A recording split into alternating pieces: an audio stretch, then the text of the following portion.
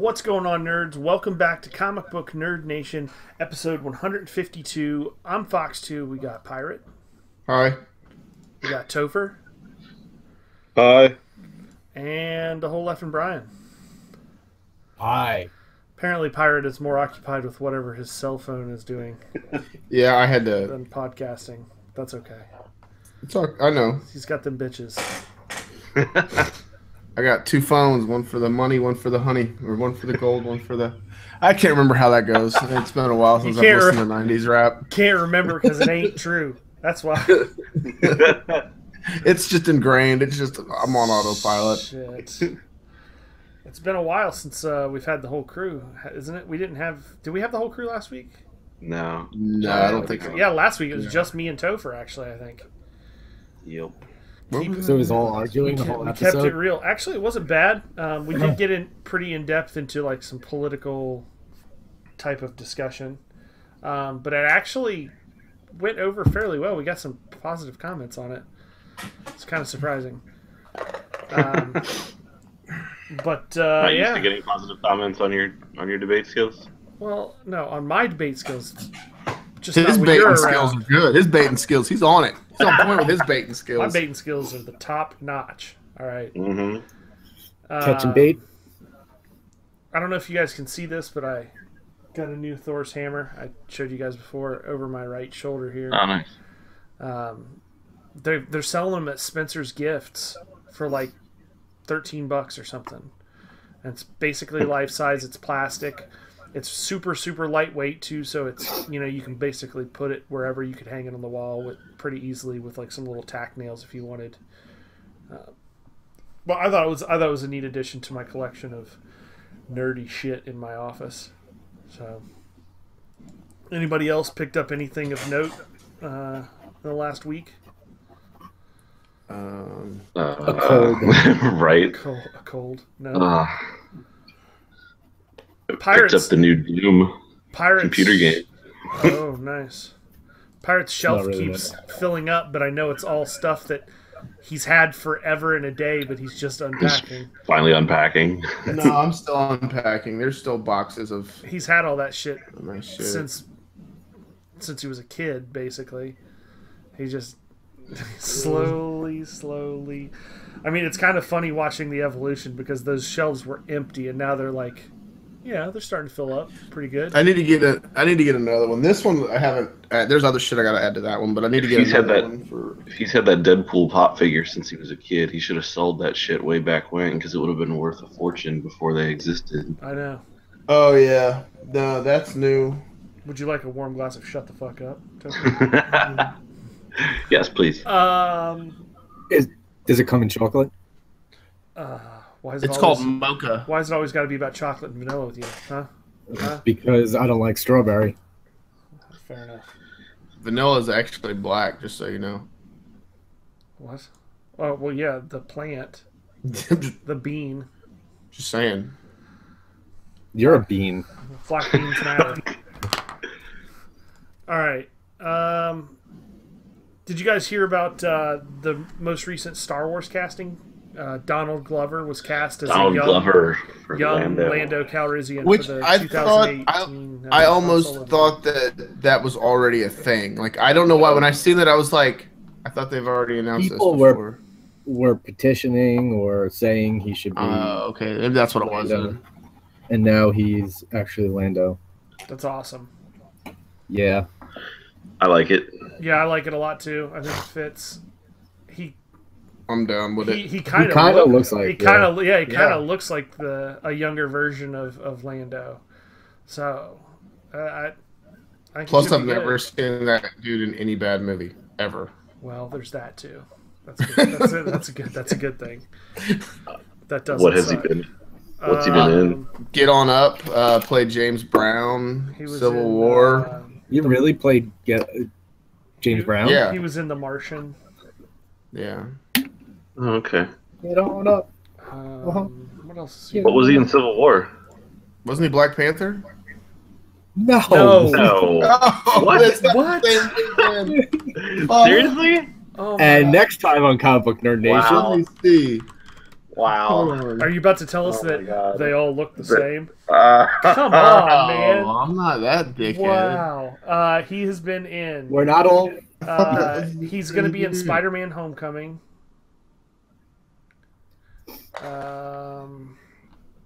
Is he in Parks and Rec or Community? He's in Creed. Community. He's in Community, The Martian, Mystery Team, Magic Mike Double XL. Oh, yeah. Yeah. Saw that. You probably did. Is he related to Danny Glover? No. No? Not that I don't think so. Not that I am aware of, but that doesn't mean that. All around me, they're familiar faces. No, I do not think he is the son of Danny Glover. He's not. Oh, and he's a recording artist performing under the name Childish Gambino. Cool story, bro. So Lando's going to be a rapper? Apparently, Lando is a rapper.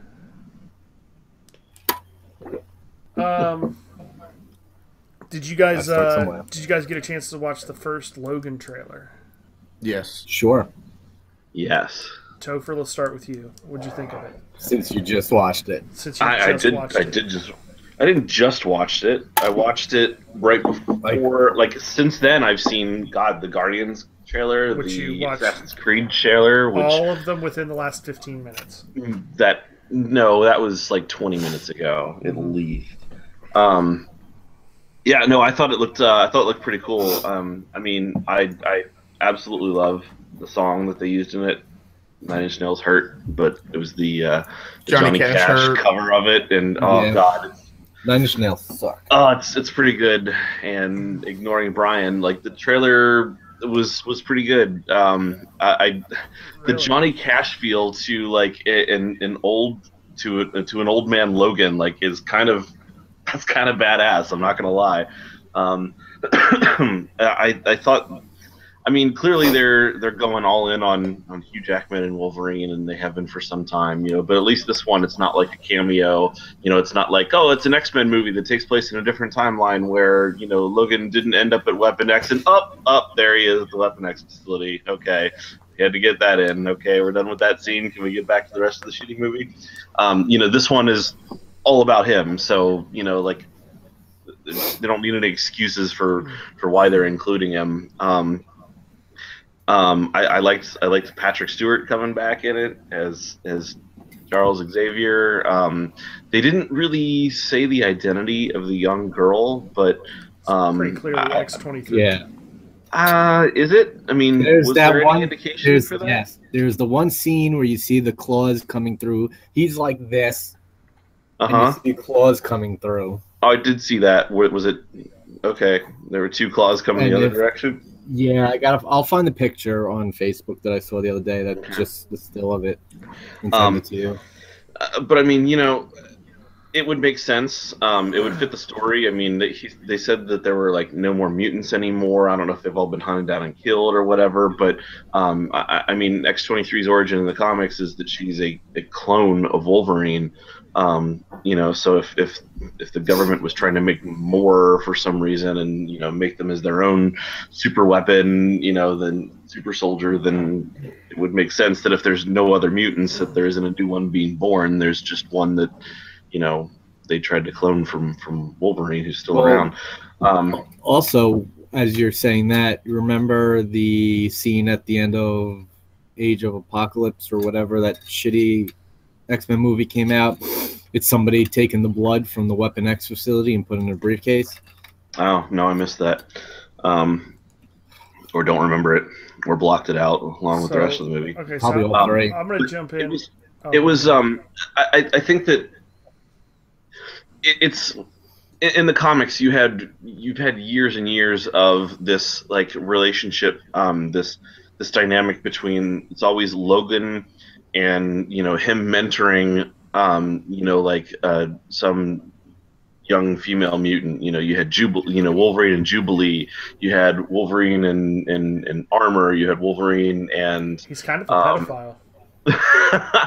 No, I mean it's it's never been weird like that in the comics. I mean, I gotta say, like, you know, it's as I was saying, and I'm like, oh, somebody's gonna take this the wrong way, but no, I mean, like, he's always had like a, you know, a soft spot, you know, for that kind of, you know, it's been a very father-daughter soft kind spot of or hard spot? relation. Jesus Christ, dude. You know, you've always kind of had that, you know, that mentoring, you know, almost father-like, you know, him taking somebody under his wing and Father being very or dad? protected. Jesus Christ, dude. And I'm done. Okay, on that note, I'm going to jump in because I feel like Brian and John will probably... You guys will probably fall somewhere between my opinion and Topher's opinion. To me, the only really cool part about the trailer was the song. Really not much else about that looked that exciting to me. As far as trailers go, I didn't think it did a good job at all. It wasn't that exciting. The music didn't really necessarily go with the scenes you were seeing. Some of them it did, some of them it really, really didn't. I loved the song. I thought it was a cool approach that they were taking, but it just didn't, to me, it didn't really match up with all the scenes that you were seeing. And because of that, there wasn't much excitement for the movie that was generated. The music was like a steady volume all the way across. It wasn't like, it didn't kind of fluctuate with what was happening. I thought it was a pretty terrible trailer, to be honest. As far as trailers go, it was one of the worst that in my opinion, that I have seen in a long time. As far as doing its job of getting you hyped for the movie, no hype. I actually thought the Ghostbusters trailer was better than this one. I was more amped up to potentially see the Ghostbusters movie after seeing the first trailer than I am for Logan, which is kind of disappointing because I like Wolverine. I like the character. I think there's a ton of good stories. Like you said, all joking aside, like you said, he's had a lot of really interesting like mentoring relationships with a lot of different characters, and because of that, daddy role. Yeah. You know, mentor or predator. Nice, good pull. Good pull. So if I had to give it a rating out of 5, I would give it a 1. Are you saying Wolverine drives a candy van? Only if the Candyman can. Pirate, what'd you think of this trailer? I liked it. I thought that it was. I disagree with. I mean, definitely the song I liked, and I disagree with the part where you said there was no climatic buildup in the trailer, because the song has like a crescendo in it when it was. No, I mean, there's like, definitely a buildup. I mean, the song has it, but I mean like the volume level of the song was like, here it is. It's at a 7.5 the whole way through, whereas like other trailers, like, you know, during dramatic parts, maybe the music gets a little bit softer and the volume goes down, and then it kind of builds back up during action scenes and things like that to kind of evoke emotion. Whereas this was just, I think, the song itself evokes plenty of emotion. The song was just to me, it felt like the song was just laid over top of a group of it could have had that. I mean, I guess. The other thing is that after seeing, Logan, and especially the kid, like I seen a article somewhere, I'm trying to look for it, where they had a side by side of the video game The Last of Us. Yeah, it was like dead on. Yeah. I was like, holy shit. But when I first saw the thumbnail of the article where I found the trailer, I thought at first glance that it was like, oh, they're doing a new DLC for The Last of Us or something, because it's like a bloodied Hugh Jackman standing holding the hand of the girl who's like all dirty, and it very, very much looks like that. Yeah, a dirty girl. I mean, so I don't know if that's a coincidence or they pulled Inspirato from. I don't know, but they definitely have Desperado. Inspirato. Desperado. So if they're actually doing X-23, then there's too many claws. I thought the picture. I thought I only seen it. She had 2. There are Yeah. 6 spikes coming down at Logan, and she only has 2 on each hand. So are they giving her Dagon claws? I don't know. Brian, what did you think of the trailer overall? It was all right. I mean, the whole like you didn't really get a story out of it. I mean, was this labeled a teaser trailer? No, this is the first official trailer. You didn't get much from it. You know, there's no more mutants, and you have no idea why.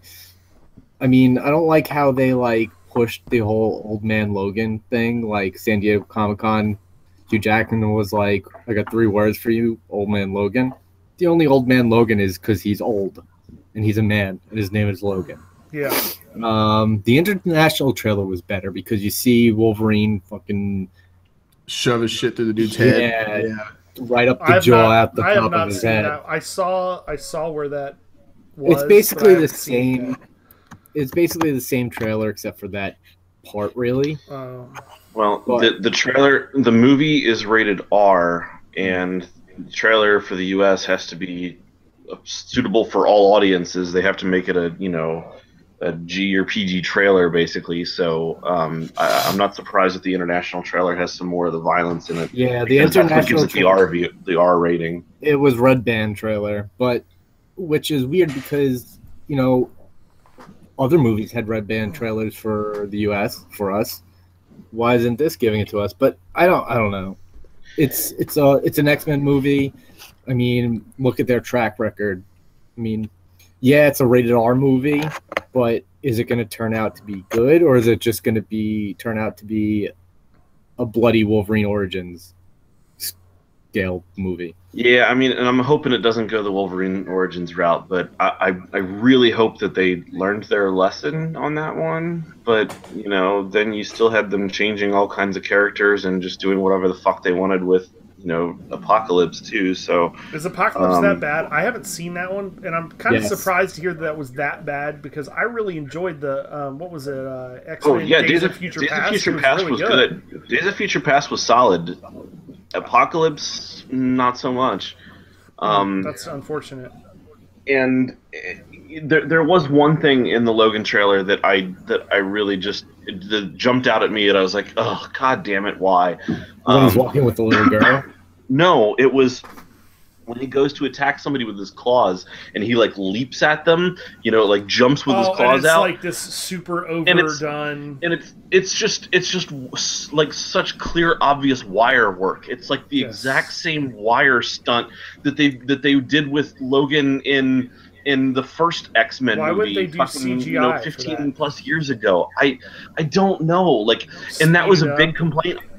That was a big complaint I had about Apocalypse was that all the action scenes just looked ancient. Like you compare that to what they're doing in the Marvel movies or the DC movies, like the Marvel Studios ones, and like the effects just are nowhere near as good. It's like why do you still have people so obviously on wires? Like it's like they jump up and pose and then just like awkwardly float forward. Like it's so fucking more awkward. Wait, that's not realistic. It looks so bad, and I don't know why they keep insisting on doing it. You just gave us the perfect segue into another. I was going to talk about this later, but this is the perfect time now. That was a great segue. Speaking of special effects, Marvel Studios films, there was an interesting bit of news that came out. I don't know if any of you guys saw this, but the director of Thor Ragnarok, I'm going to butcher the shit out of this. Taika Waititi did an Ask Me Anything session on Reddit, which he apparently revealed a good number of things about the Thor Ragnarok film. But the biggest one that was of interest to me is that he stated that he is ignoring all other Thor films, and his film will have a distinct 80s feel to it. It will be different from any other Marvel film to date. The visual feel will be like something from the 70s and 80s. Asgardian Breakfast Club. Why would you do that? You Well- have the winning formula with the Marvel Studios feel, and you're just saying, I'm good. I'm going to fucking ignore that and I'm going to do my own thing. Maybe they want to rub it into Fox's face and be like, oh, you're doing like this whole decade feel thing? We'll show you how to do the 80s right. I think it's fucking stupid. I think it's ridiculous. The thing that has made the Marvel movies great is just the feel that they've been able to encompass with the movies. Each one of them you can turn on a movie halfway through. Even if you didn't know the characters, if you didn't know the name of the movie, you'd never seen it before. Just by looking at the costumes, the way that the movie is shot, the way the scenes work, there's a distinct feel and vibe to these movies. They all look like they belong together in a group. Why would you jump outside of that? Yeah, that's where the money's at. That's what makes them good. That's the problem with DC movies, is they haven't found that feel yet for DC movies. It says he even joked that he didn't even bother trying to make the movie fit in with the larger MCU. Right, like why the fuck would you do that? Why would you do that? I'm surprised. So Ragnarok, I mean, I kept getting the feeling that this was like a, end of the world scenario, like a very serious, I mean, Ragnarok in... No, now it's going to be cheesy neon letters and fucking... Well, Ragnarok in Norse mythology is like a great battle in the future. It's almost like the last great battle, like the final, I don't want to say apocalypse, but, basically like, this huge battle where all the most important people are supposed to all die, and, like natural disasters, and, like it's basically like the end of the world leading into the rebirth of the next kind of thing. And so it's really weird. When they announced the title years ago, I mean, it's been a couple years now, like I keep thinking this is going to be some big, huge, epic, battle and serious crisis and fight, and instead they're talking about it having a much lighter tone, and be more comedic and shit. Like, how do you make the end of the world funny in a Thor movie? I don't. So here's an interesting question. One fan asked him if Thor Ragnarok would be the Captain America Winter Soldier of the Marvel's Phase 3. And he responded by joking that he still needed to see Winter Soldier. What? Excuse me? Like, this movie could be terrible. And I think you can all recall a time where I said at some point Marvel will make a misstep, or the bubble will burst, and this oversaturation of so many superhero movies will begin to slowly decline, because there will be something that won't be as good. Maybe they're just fucking with us. We have a winner now. Maybe he's just fucking with us. I kind of doubt it. I doubt it because of the fact... The reason I doubt it is because he even went as far as to say that Marvel Marvel has been very accommodating in allowing him to use his own voice and do his own thing with this movie. So there's definitely been other times where directors have wanted to do their own thing, and Marvel was like, nah, we're good. Peace out. Right. We'll get somebody else that'll follow the fucking...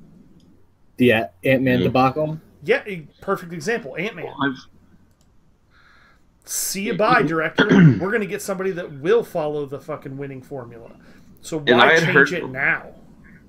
I had heard before that this one was almost, was possibly going to be a little lighter, and it was going to be Thor and Hulk is like a, a buddy road. Brian, for the love of Christ, for the love of everything my holy, nail was uneven. Please put the goddamn nail clippers down and don't do that shit in the middle of the podcast. Nobody wants to hear that. Chris was talking. It's all right. We have to interrupt him somehow. Mute your fucking microphone if you're going to do that crap. All right, Topher, I apologize for Brian's insensitivity to your point. See, I got you an apology. You should thank me. Oh, that was rare and special. No, I was just saying that I had heard before that that there was possibly going to be a lighter element to the movie because it was almost going to be like Thor and Hulk in like a buddy not buddy cop movie, but like buddy road trip kind of thing. And but I assumed that it was going to get serious at some point because the fucking title's Ragnarok. I mean, I don't know how you end up turning that into a joke. So, I'm sorry, Pirate. As a, I know that you like a lot of older movies, 80s, 70s. You like movies from all different eras with all wide range of feels, genres, everything. How do you where do you weigh in on this? I mean, I honestly don't, like the whole, I agree with you that every movie has, every Marvel movie has its own distinct feel and how it thinks that, it had, like, you could turn it on, like, that's a Marvel movie. But I also don't think that just because, if somebody wants to take a step and be like, okay, I want to be that movie that stands out. I want to be the Marvel movie in the Marvel universe that stands out versus everything else. I don't have a problem with that. I think that'd be good. I was like, yeah, you're taking a gamble that it could suck. Financially, it might not be the best choice to take. But I think that if they're willing to let him take that, and he's willing to put his reputation on the line as being that guy, then I think it's good for him. I'd like to see a movie that's different. It gets kind of tiring and boring seeing the same shit over and over again. So you think that this could potentially, that's an angle that I had not considered, but you think that this variety could potentially push that bubble bursting out further because it kind of varies the style and kind of could refresh interest. It goes against the current grain, you know what I mean? Right. Sometimes that's good, and it could completely flop, you know what I mean? But it could go the other way too, and people would be. I mean, Deadpool went against the grain with Fox. You know what I mean? Like, that's a prime example. I mean, yeah, it was a good movie. It was a good movie, absolutely amazing. Yeah, it was. Yeah, I have nothing against going against the grain. Doing something new. I loved it when they did. Like Ant-Man was different. Guardians of the Galaxy was way different. I liked that they were all different. They had different tones to them. That it didn't feel like just yet another superhero movie. But what's weird for me, and I don't know if it's a problem, but it's just something that I think is a hill they've got to overcome here is. If you're going to change the tone of a movie, if you want to have an 80s sci-fi, movie feel to something, great. I think that's a great idea. I love it. But I question doing it with a movie that, with a character who already has 2 solo films in the books that already had a feel to them. Is it going to change the tone of Thor's solo movies? Now, I mean, granted, the second one I didn't think was very good. Dark World was kind of it's normally towards the bottom of most people's lists when they rank out all the Marvel movies. But it just seems to me like if they were going to do that with a new character, like one of the new ones solo series, had that feel to it, I'd be excited as hell. Yeah. It just seems weird that they're taking a character who's already had 2 films in one style and then doing their third solo film in a different style. Another interesting comment that he made during the session. After this, we'll move on. He did also say that a major guest star, Mark Ruffalo's Bruce Banner, would steal the show. I believe it. I don't. He didn't really give us much other than, and I don't know if this is a linked comment to that, but he also said that they used new camera technology that had never been used in a Marvel movie to compose a shot that required a bunch of scientists and mathematicians to figure out. So I don't know. That just sounds sounds way more complicated than what it needs to be. Right. I don't know what exactly it is that they're trying to do, but I mean, it could be groundbreaking. I mean, you think about the last really really groundbreaking camera trick kind of special effects thing was Bullet Time back in Matrix when they had the fucking bullets rippling through the air and the slow motion and all that with the Coen brothers, and it changed a ton of shit about a ton of fucking action movies. It was the special effect. So if they're coming up with something new now, that could be really interesting. That could add a lot of weight to this. So I don't know.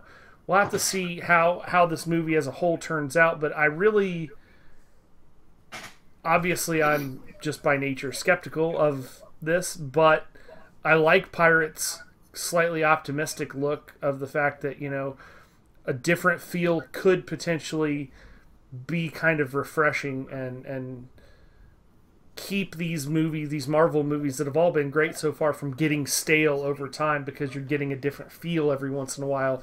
Kind of like Guardians of the Galaxy. Guardians of the Galaxy was like that. No other Marvel movie really. It still felt like a Marvel movie, but it was much more comedy than it was anything else, which was nice. It was refreshing. It was fun. And speaking of, did you say segue? Guardians of the Galaxy 2 trailer. Who saw it? Teaser trailer. Yo, Let's hit Pirate first.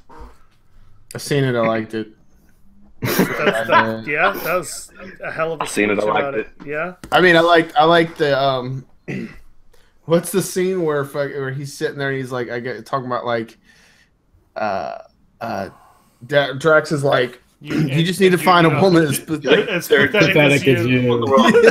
Those who dance and those who don't. And you need a hug. You need to find a woman that's as weak as you. Yeah, he's like, do you want a hug? He's like, no. And then he's like, hugs him. He's like, oh, I'm pretty sure I said no. That was good. I liked Baby Groot popping out over Rocket's shoulder. That was pretty good. Yeah, that picture has like basically taken over the internet. Yeah, I mean, it looks as like it's going to be as fun as the first one. When I watched it, I first thought like the first, I don't know, minute and a half of the trailer, I thought it was way more serious of a tone, way more dramatic, and until you get to that part. And, yeah, at the beginning, then they hit you with the scene between Star-Lord and Drax, and it's like, oh, okay, all right, they're still gonna do it in there, okay. Because I was really honestly feeling disappointed with the fact that they were trying to go like a heavier, more somber, serious tone, and then they hit it with that, and then the final part with the Baby Groot. I hadn't seen the pictures. I've been busy with work and stuff, and I haven't really been looking at a lot of comic book news or anything, so I hadn't even seen the picture of Baby Groot over Raccoon's shoulder. So when I saw that, I was like, oh, nice, good. They kept Groot as a baby for at least for the beginning of the movie. That's awesome. So, Brian, let's. What did you think? I enjoyed it. For a teaser trailer that just basically was like, hey, I know Doctor Strange is coming out, but don't forget, these guys are coming back soon. It was good. I mean, we didn't get any story or anything like that. No major plot reveals or anything like that. But for what it was good. Again, like the Drax and Star-Lord part was like the best. And seeing Baby Groot is good. And if anybody's seen screen grabs of him sitting on Rocket's shoulder, the close-up, he's wearing a miniature like Star-Lord jacket. Yeah. Nice. So yeah, can't wait. Topher, where are you at with this one? I mean, it looked like they picked up right where the last one left off. Like the first one was great. It was fantastic. This one, it looks like they're not trying to rehash the same jokes. Like, they're continuing with the characters as established, and I mean, it looks solid. I mean, yeah, like you said, there were no plot details. I like that they brought Yondu back, and it looks like he might be part of the team. That was kind of cool. So, it looks like they're managing.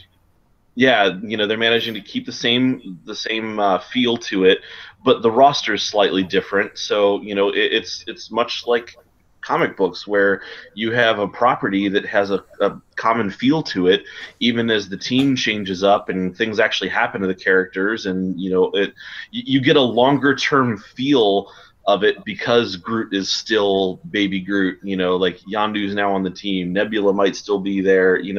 So it's I like it. It is a continuation of a franchise. I mean, it looks like they're already poised to hit it out of the park. Groot gets smaller and Yondu's mohawk gets taller. Yeah, the But I only wish I was a criticism. baller. Huh? But I wish I was a baller. Little Did you like this trailer or the Logan trailer more, Topher? This trailer. I agree with Brian. This trailer is way better. It's funny you say that because the other trailer did more for the movie than this one did. I agree. Yeah, but that one part with Star-Lord and Drax had me rolling for the whole other trailer. Yeah, it was a great scene, and for sure, I'm excited about seeing Guardians. But in terms of which trailer? So the question is, because the purpose of a trailer is to get you excited for seeing a movie. Which trailer got you more excited for that movie? The Logan trailer or the Guardians of the Galaxy 2 trailer? Which trailer made your pants a little tight? I'm surprised that you say that, but I mean, I guess I'm not because you're on some X-Men shit on another. No, it has nothing to do with that. It's all about the fact that I didn't need a Guardians 2 trailer. I know what Guardians is like. I was already excited about it. So I might currently be more excited about the Guardians 2 movie than I am about Logan movie. But in terms of what the trailer did to change that perception, I'm not so much more excited about Guardians 2 than I was before, simply because I saw this trailer. In fact, it already gave away one of the jokes, the whole hug scene. Like, now I have already seen a joke from that movie. So it really has more to do with the fact that X-Men Apocalypse sucked dick, and you were not excited for Logan because the last X-Men movie blew. And I mean, there's definitely an element of that. I mean, like, the Logan movie, I didn't know anything about it. I didn't know what it was going to be. I didn't know the tone. I didn't know the look of the characters. And so seeing a trailer, I'm like, okay, I see what they're trying to do with this movie, and it actually looks really good, and I'm really interested to see this now. So I would say the Logan trailer did more for me did more to make me want to go see the movie than the Guardians trailer did. What about you, Pirate? You talking about picking between the two? Yeah, which one? Which trailer do you think did a better job of hyping you for the next movie? I mean, I really like the Logan trailer. Like, I kind of agree with Chris. Like, you know Guardians of the Galaxy is going to blow it out of the park. Like, I'm already excited about that movie. So it was like when they announced it, I didn't watch it for a couple days. I was like, I seen it. It was like, I'll get to it eventually. So it's really more of a function of the fact that the last one was so good, the next one's going to be good.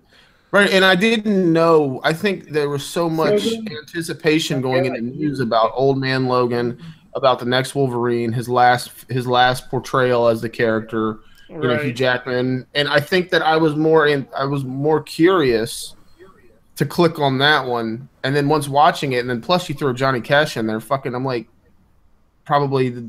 You're so. I love Johnny Cash. I mean, it's surprising, Fox, that you chose to criticize the music in Logan. No, I loved the music. Don't get me wrong. I thought the song was awesome.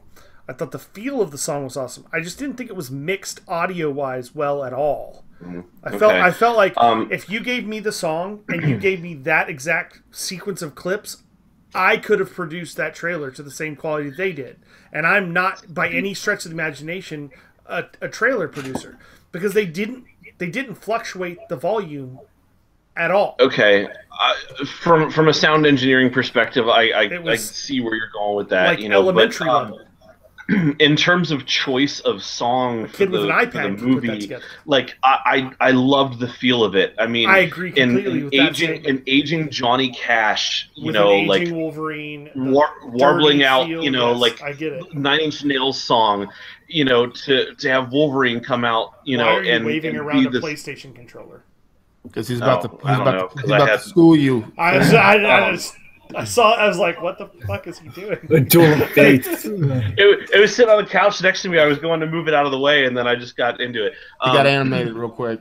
So like I love that feel, like an aging Wolverine, still this this badass who has an element of frailty to him, but at the same time is still just this legendary badass, like with Johnny Cash playing in the, oh my god, No, dude, I can. And you know what?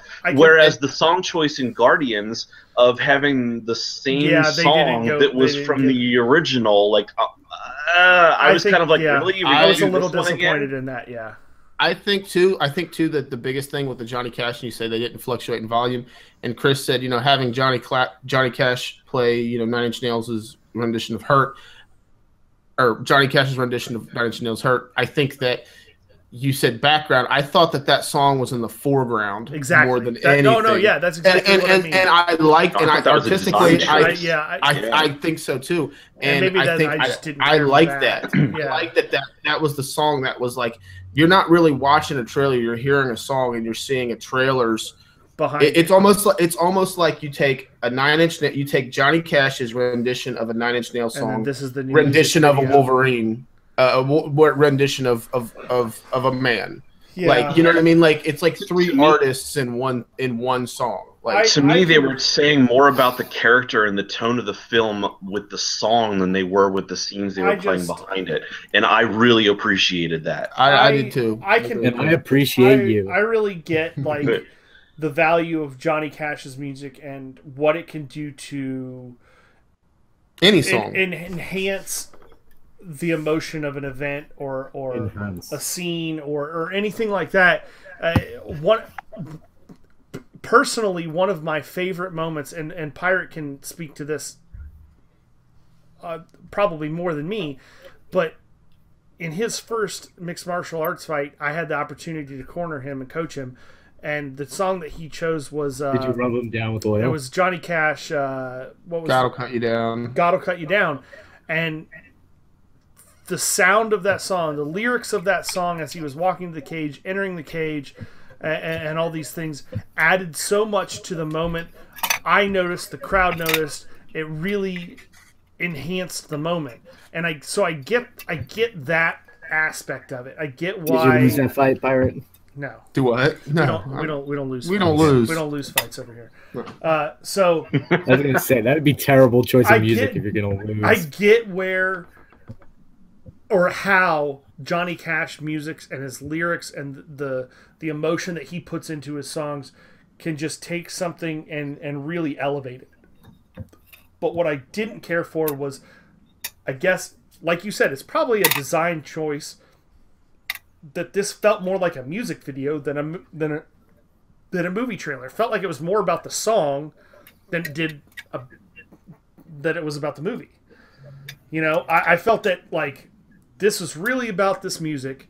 That's cool, but I'm watching this to learn more about the movie or to get amped about the movie, not necessarily to get amped about the song. I've said this before about trailers, but in this day and age, with all the coverage of all these movies and how much you see about the movie before you go see the movie, you spend more time, watching things about the movie than the movie's actual runtime tends to be sometimes. And I really like teaser trailers. I hate trailers that go into a ton of detail and show you half the important scenes in a movie before you're going to go fucking see it.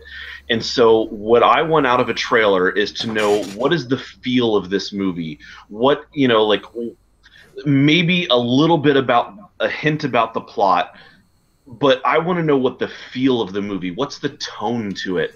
And that song did more for me than most trailers ever do. And I liked the fact that they didn't give away everything. And it's funny that you said that the Logan movie didn't really tell you anything about what the plot was going to be. No, I didn't say that. That was somebody else. Well, someone criticized it for that. But then you have the Guardians trailer. I mean, it didn't say shit about plot, and everybody's like, "Oh, this was great, yay, Baby Groot," and like I love Baby Groot, I love that trailer. It was good. I liked it. But do you love Baby Groot? I don't want trailers to tell me a bunch about the movie. I want a trailer to get me excited to go see the movie. That's all I want. I want a trailer to get me, and unfortunately for me personally, clearly I'm in. Dude, I was thinking the same thing. Clearly, I'm in the minority on this one, but for me, the Logan trailer didn't do it. I don't. Right as of right now, I will not. There's no way I will go see that in the theaters. Not excited at all. The Guardians of the Galaxy, on the other hand, it got me excited. It was fun. It reminded me of how much fun the first movie was. It did all the things that it needed to do to remind me how much of a good time I had going to see the first movie to make me want to go see the second one. So as a hype machine, Guardians of the Galaxy nailed it, and Logan totally missed the mark for me. It gave me the feel, but it didn't. I get it that it's got like a serious tone and a, I get that, but it just didn't do anything to excite me about going to see the movie. Plus, like you said, you add in the fact that there was some really, really shitty wire work with that leap.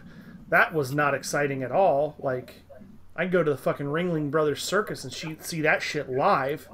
Like, I don't need to go to a fucking movie to see that. We could probably rig something up in the backyard and Pirate and I could fucking replicate that shit.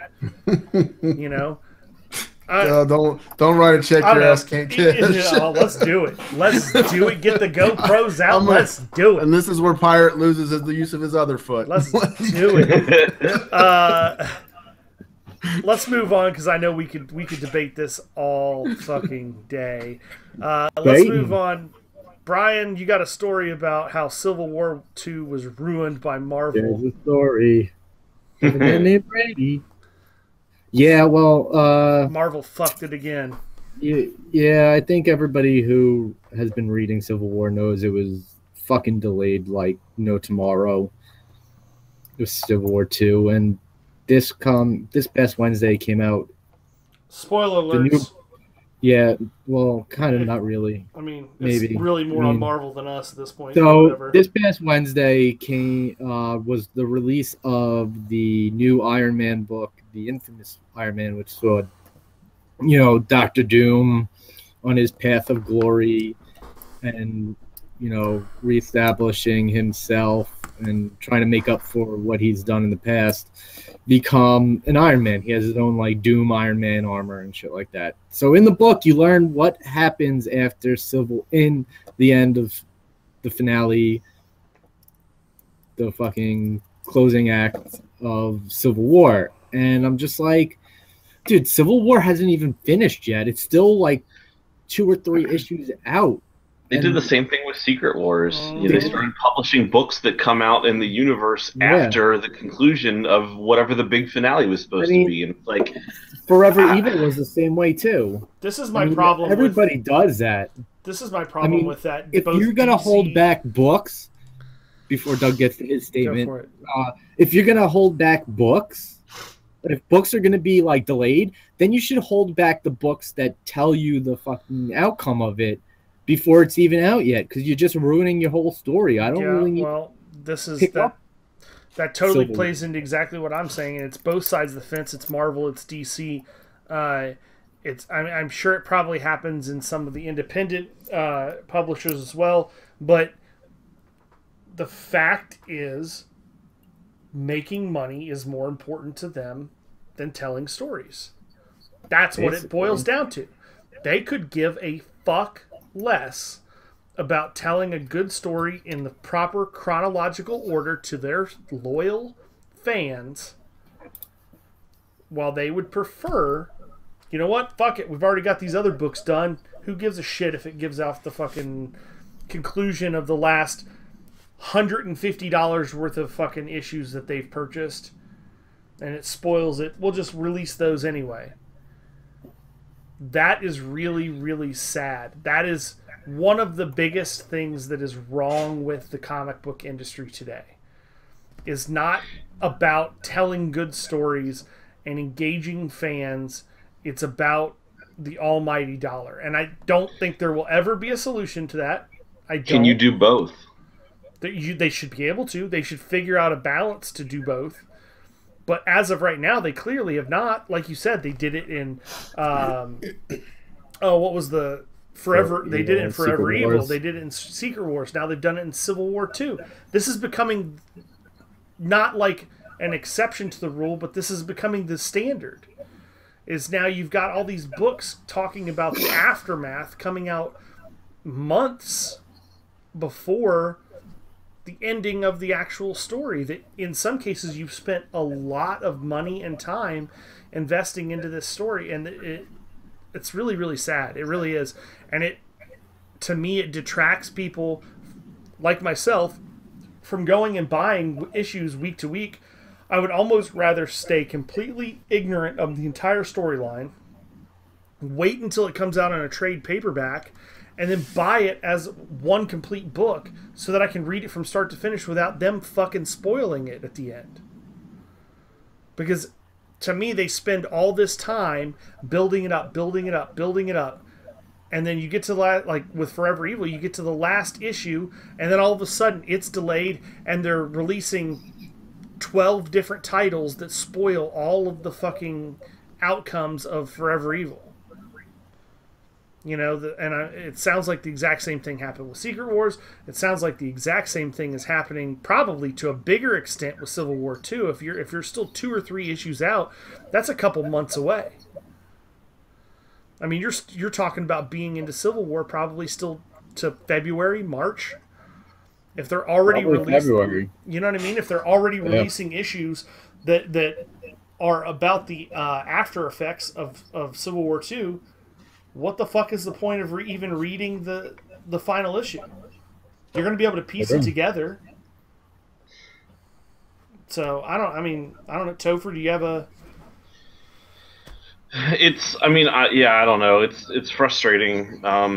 You know, as a reader, you know, they want you to come out. Well, to be honest, they make more money on the trade paperbacks than they do on the individual issues. So they're fine if you just want to wait and buy the trades.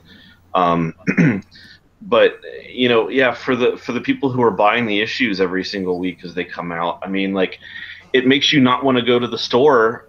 I think it hurts local comic book stores too, because like, you don't want to go to the store each week and go look at all the new shit when the shelves are just littered with spoilers because, you know, they haven't released the book that you've been waiting for.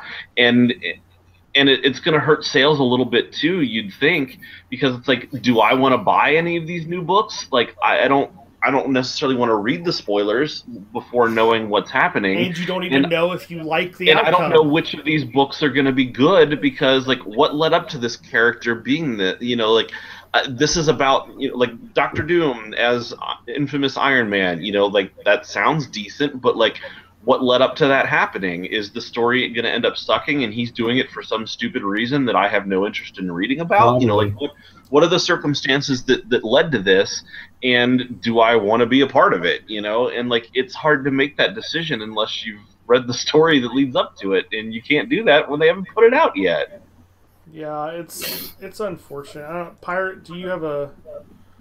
I don't really have an opinion. No, I think that they should. I think that if they're going to put a book out, they should stick to schedule, because it fucks up people who have to sit around and wait and read and then reread the last issue. I mean, I think that it more or less puts people off derailment. Like, why not just wait until they all come out? Yep. You know, And I think your sucks sales would be better if you could stick with schedule. And I don't really know what the answer is either, because, you know, it's like, if you don't want them to put out crap just to stay on schedule, you know, you want to You want it to release be a a good quality story. product.